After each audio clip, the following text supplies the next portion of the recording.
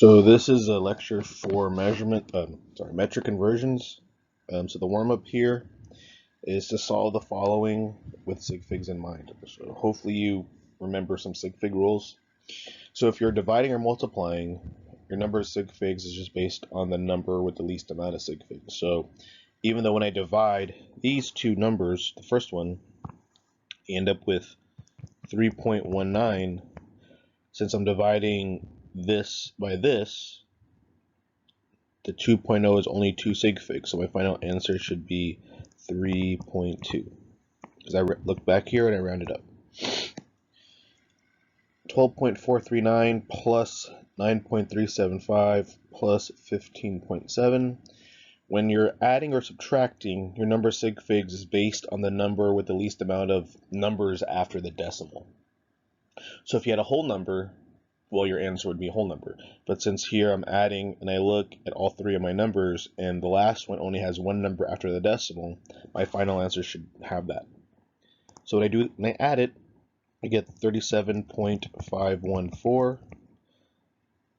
Because I want to mimic this, because it's the least amount of numbers after the decimal, my final answer should be 37.5.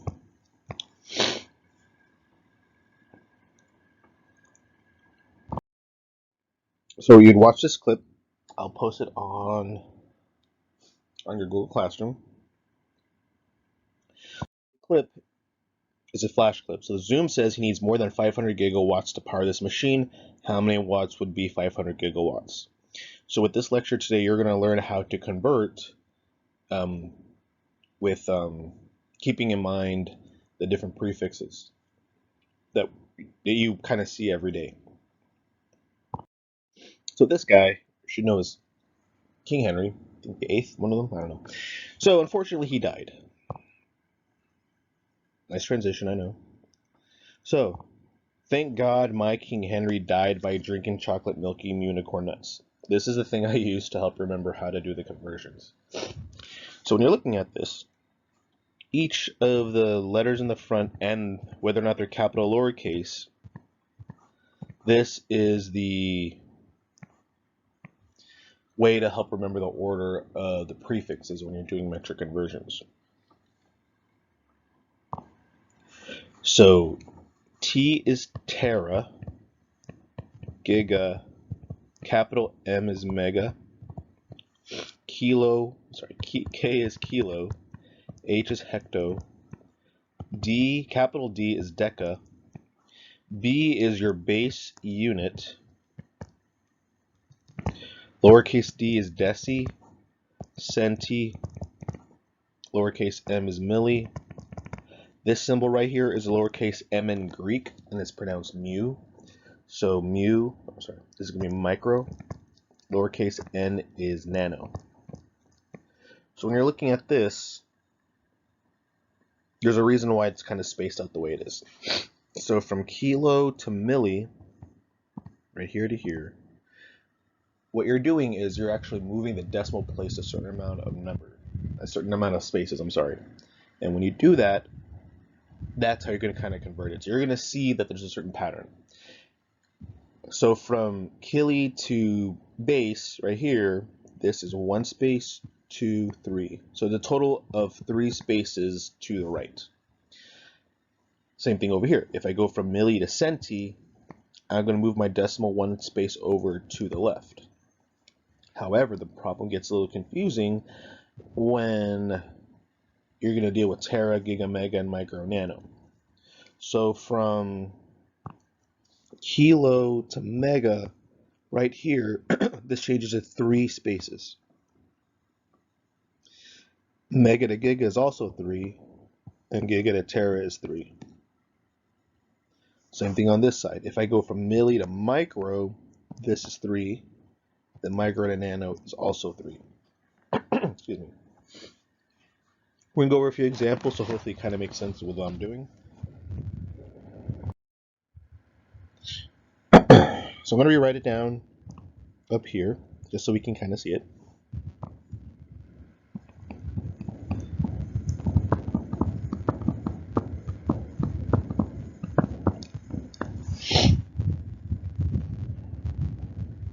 do the first one. It's going to be an orange. So 56.3 centimeters to millimeters. So I look for my C and my M, lowercase m, here. So I'm going to move my decimal over one space to the right. So this becomes 563 millimeters now. Green, hectometers to meters. So a single letter by itself, for now, is considered my base unit. So 1, 2 to the right. So I'm going to move because this is a whole number, I have an implied decimal at the end. So 47 becomes 1, 2. So now it's 4,700 meters. 673.1 grams to hectograms. So I'm going to look, remember a single letter is a base unit. Hecta right there. So let's see. I'm going from grams to hectograms. So I'm going 1, 2, but now I'm going to the left. So 2 to the left. 1, 2. This becomes 6.731 hectograms.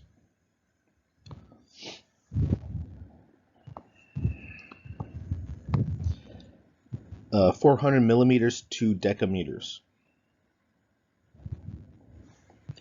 So here to here, 1, 2, 3, 4, 5 to the left.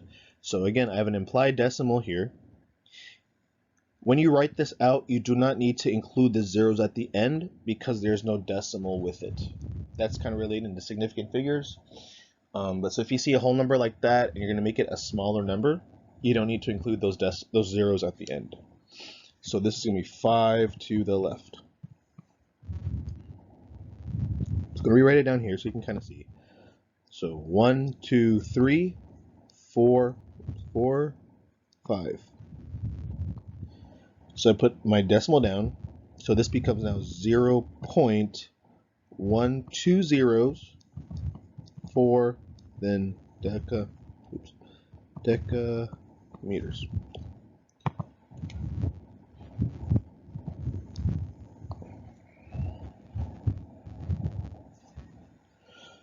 Let's try yellow, hope you can see it. So now I'm going from my base unit to micro.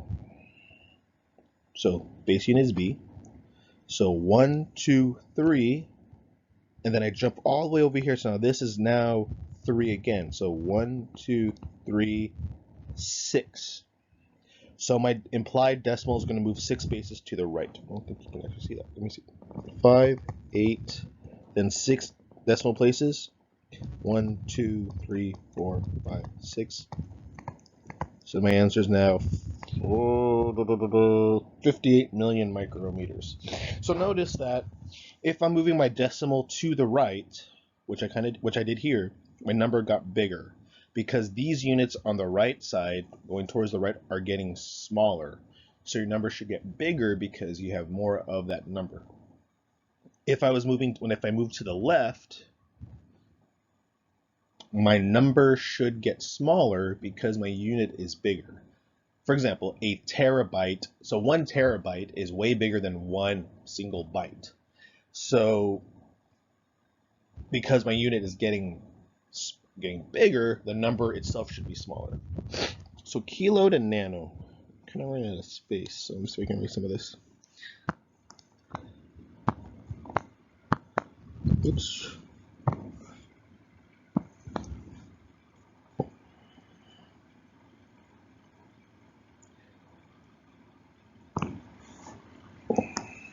Kilo to nano. So I'm going from kilo all the way over here. So 1, 2, 3, 4, 5, 6, 9, 12. So 1, 2, 3, 4, 5, 6, plus 3, plus 3. So it's going to be 12 to the right.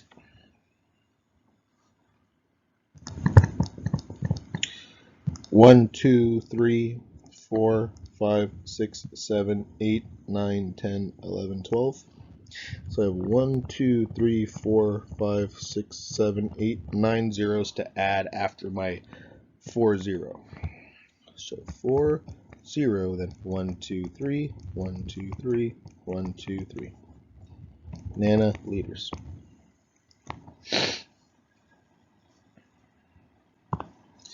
Milli to mega.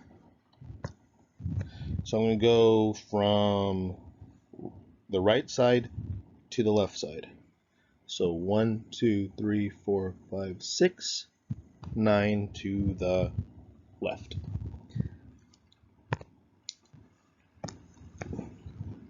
One, 2, 3, 4, 5, 6, 7, 8, 9.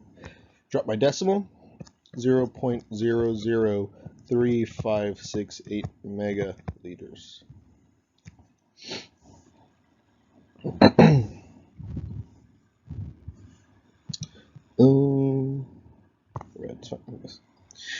Okay, so grams to gigagrams.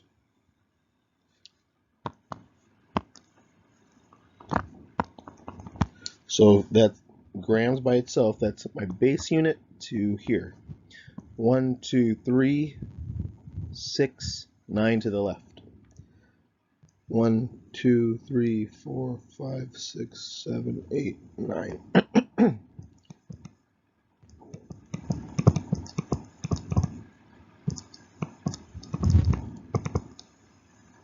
0.005735 gigagrams. So, kind of going back to our first question. So Zoom said that he needs more than 500 gigawatts to power this machine. How many watts is this? So give yourself some time to do that, well, by yourselves, I guess, and then we'll go from there.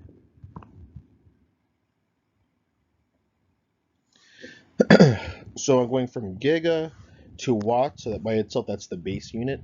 So just to put it down, tera, giga, mega, kilo, hecto, deca, deca, base, deci, centi, milli, micro, nano. So I'm going from giga to base unit. So this is 3, 6, 7, 8, 9 to the right. So I have an implied decimal right here.